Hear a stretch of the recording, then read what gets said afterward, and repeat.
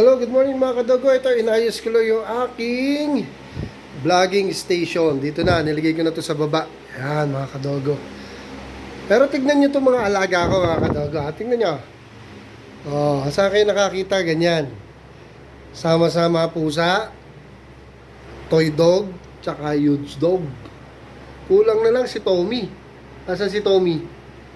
Ito yung Dalmatian. Oh. Mainit kasi doon sa kabila eh. Oh, pusa yan, ha? Mga aso magkakasama. Tingnan niyo mga kadago.